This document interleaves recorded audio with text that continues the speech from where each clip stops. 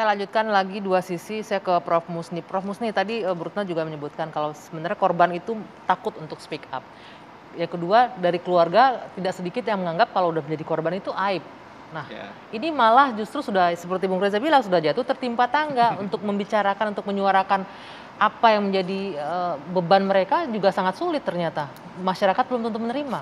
Ya, pertama kita melihat dari sisi masyarakat. Masyarakat kita itu kan ada yang memang ini apa, hidden culture.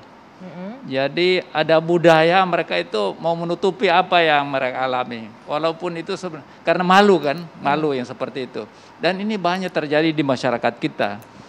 Tapi kasus seperti ini sebenarnya nggak boleh kita sembunyikan. Kita harus laporkan kepada aparat, kemudian diselesaikan di lingkungan di mana kita berada. Tapi ini juga masalah. Karena dalam hukum kita itu untuk mengatakan orang itu bersalah harus ada dua bukti kan.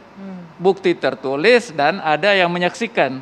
Padahal kasus seksual ini tidak pernah orang bisa membuktikannya. Nah, kenapa ini ramai sekali terjadi? Dan ini bukan hanya sekarang. Itu tahun 1999 sampai 2002 itu kan sudah ada hasil penelitian di Jogja itu. Dua lembaga yang melakukan penelitian. Satu lembaga studi cinta dan kemanusiaan bekerja sama dengan satu pusat pendidikan dan humaniora. Mereka melakukan penelitian 16 kampus di Jogja itu, dan akhirnya dengan responden itu 1660 itu ditemukan 97,05% itu rata-rata mereka itu tidak gadis lagi, tidak perawan lagi. Jadi artinya ini kebiasaan melakukan hubungan seksual itu sudah terjadi sebegitu luas di masyarakat kita. Tetapi masyarakat kita ini seolah tidak mau tahu itu karena mereka merasa tidak terganggu dengan diri mereka itu. Jadi ada permisif, sikap permisif yang terjadi di masyarakat kita itu. Dan ini terus berulang dan terulang. Dan yang memprihatinkan kita, tidak ada upaya untuk mengatasi masalah ini. Membiarkan begitu saja. Nanti sekarang ini kita rame. Sebentar lagi lupa semuanya, data kasus baru lagi. Seharusnya itu ada pengawasan yang begitu ketat. Misalnya di ruang-ruang di kampus, di sekolah itu ada CCTV dipasang di situ. Hingga tidak ada dosen, tidak ada guru yang mengelak. Saya tidak melakukan apa-apa. Kalau dia mengatakan dia mengelak, tidak melakukan apa-apa, akhirnya korban anak itu sendiri. Kan anak itu tidak bisa membuktikan dua bukti tadi ini. Akhirnya korban, dia lapor ke aparat, dia akan disalahkan. Lapor ke sekolah, dia akan disalahkan. Nah, ini harus kita lakukan pengawasan yang sangat ketat. Di pesantren harus dilakukan pengawasan. Kemudian di sekolah-sekolah, di kampus. Misalnya di kampus. Kampus itu ada yang namanya PA. Pembimbing akademik. Pembimbing akademik ini hanya kepintaran orang itu, kerajinan. Tapi akhlaknya itu, tingkah lakunya nggak pernah orang mempersoalkan. Nah, ini juga kelemahan yang dialami di berbagai tempat. Nah, begitu juga di masyarakat, membiarkan tidak mau peduli dengan tetangganya, lingkungannya. Ini juga kita harus salahkan pada masyarakat. Itu benar-benar tidak mau peduli atau karena mereka ya merasa ya bukan nggak sampai ke saya urusannya atau urusan personal. Tapi kalau menurut saya itu tidak hanya peduli, mereka tidak peduli. Mereka tidak ada gunanya kalau lapor ke aparat. Tidak ada gunanya kalau lapor ke tokoh masyarakat apa. Kembali lagi dua bukti tadi itu. Tindakan seksual, perbuatan seksual itu tidak pernah akan bisa dibuktikan. Kecuali ada CCTV yang dipasang di mana-mana. Itu pun juga orang bisa mengelak. Ini tidak bisa dibuktikan. Mungkin orang lain dan sebagainya. Jadi ini hal yang harus dilakukan. Akhirnya yang menurut saya, yang paling penting kita lakukan di sini adalah pencegahan. Pencegahan itu jauh lebih penting. Tapi seluruh masyarakat itu, semua kita itu harus terlibat bagaimana mengatasi satu persatu. Jangan panas-panas tai ayam. Sekarang ini ramai dibicarakan, setelah itu lupa lagi dan akhirnya datang lagi kasus baru, kemudian ramai lagi kita. Jadi, ada solusi jangka panjangnya harus jadi begitu pikiran itu, jadi tidak cukup dengan undang-undang. Menurut saya undang-undang pornografi itu sudah cukup bagus, banyak sekali hal-hal yang dilakukan.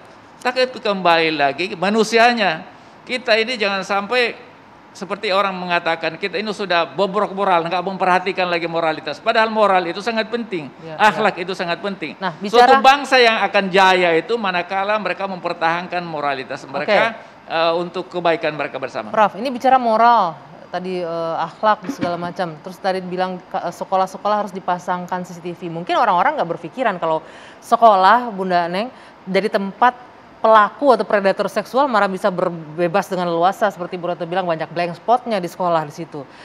Apalagi dong yang harus bisa dipercayakan oleh orang tua? Bagaimana orang tua bisa percaya menitipkan anaknya ke institusi pendidikan? Nah itulah, jadi dalam hal ini tentunya lembaga pendidikan itu sendiri atau masyarakat di mana lembaga pendidikan itu berada, itu memang tidak bisa kita tidak, katakanlah masyarakat tidak mempedulikan. Terutama di sini tentunya pertama pemerintah, ya kan, pemerintah pusat di sini, pemerintah daerah. Nah masyarakat memang di sini masyarakat itu ada kewajiban. Ini ada di dalam pasal 25 dari Undang-Undang Perlindungan Anak. Di masyarakat ada kewajiban. Kewajiban untuk, seperti apa? Ya, di sini mungkin kalau boleh saya bacakan. Jadi kewajiban dan tentu masyarakat terhadap perlindungan anak dilaksanakan melalui kegiatan peran masyarakat dalam penyelenggaraan perlindungan anak. Nah ini perlindungan anak itu kan diantaranya kejahatan seksual di dalam Undang-Undang Perlindungan Anak. Mungkin ini Ibu Retno dan Pak Reza yang lebih tahu karena beliau-beliau ini berkecimpung di perlindungan anak. Itu disebutnya tuh kejahatan seksual loh. Bukan kekerasan seksual ada dalam pasal 76 ya, 76D dan E kalau tidak salah di situ. Lainnya kejahatan seksual. Nah di sini orang tua bagaimana? Orang tua mempercayakan kepada lembaga pendidikan, entah formal atau informal. Tentunya hal ini melihat dari orang yang katakanlah lembaga atau pimpinan dari lembaga itu yang dipercaya. Kalau misalkan lembaga itu, pimpinan dari lembaga itu tidak bisa dipercaya, nggak mungkin lah.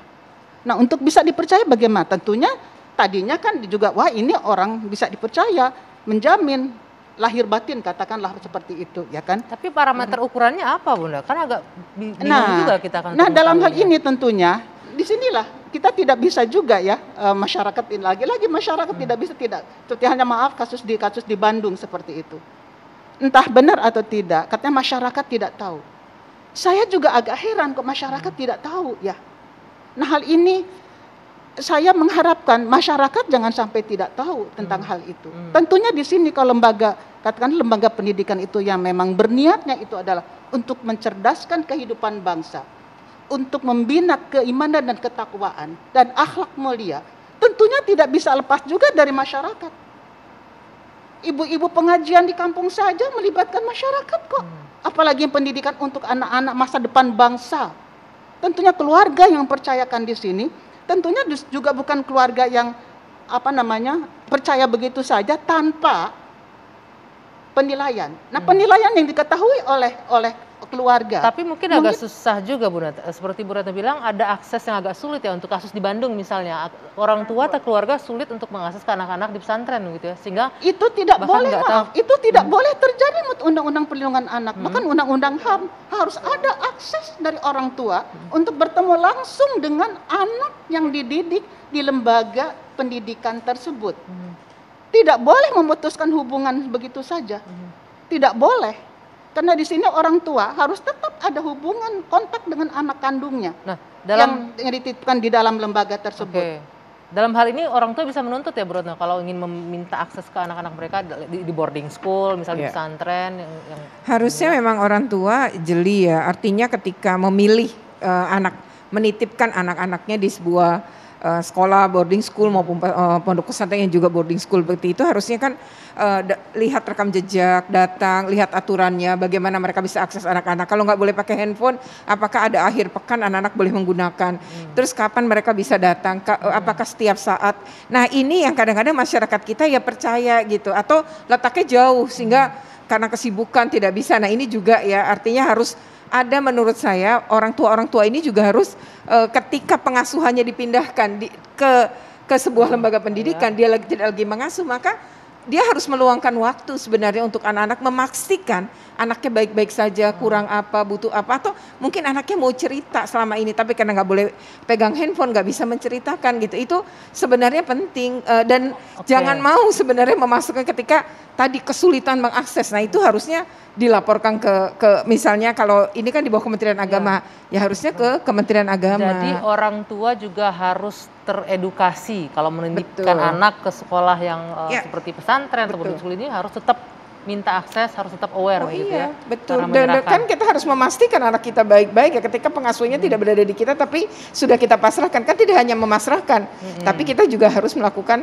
pengawasan memastikan anak kita memang baik-baik saja gitu. Mungkin boleh saya tambahkan sedikit saja, Ibu Retno. Saya pengalaman pribadi Bu Retno, saya sejak umur 12 tahun sudah merantau di Jogja dulu. Saya tinggal di asrama bukan asrama boarding school begitu, bukan. Hanya di sana tuh di Jogja itu memang ada tempat-tempat untuk anak-anak pelajar begitu. Itu ada peraturan ketat. Peraturan ketat, kita hanya bisa menerima, asrama itu tidak campur, memang perempuan semua. Kalau saya perempuan semua begitu kan. Kapan kita bisa menerima tamu, dan tentunya di sini ada kontak juga dengan orang tua. Tetap ada. Lalu masyarakat setempat, kebetulan saya tinggal di daerah Kauman di Yogyakarta itu di Jalan Gejen gitu kan. Itu memang lingkungan di belakang asrama saya itu ada musola. Jadi kami lingkungan itu masyarakat itu memang mengawasi kami, menjaga kami begitu. Jadi kepedulian jadi masyarakat memang sangat, orang tua walaupun saya itu jauh, orang tua saya di Banten, saya sekolah di Jogja, tapi komunikasi jalan terus. Jadi antara orang tua saya dengan ibu asrama, katakanlah begitu, itu ada komunikasi. Nah, jadi kami betul-betul dijaga, misalkan untuk jalan-jalan ke Malioboro, itu ditemani oleh ibu asrama begitu, atau oleh putrinya. Nah, seperti itu kami dulu. Jadi alhamdulillah. Jadi benar-benar jangan menyerahkan 100% akses begitu ya ke tempat lembaga pendidikan. Kami juga mengundang pemirsa Anda untuk ikut bergabung berdiskusi dengan kami untuk menyampaikan pendapat dan suara Anda di nomor telepon yang tertera di layar kaca kami. Kita akan lanjutkan dua sisi usai jeda sesaat lagi.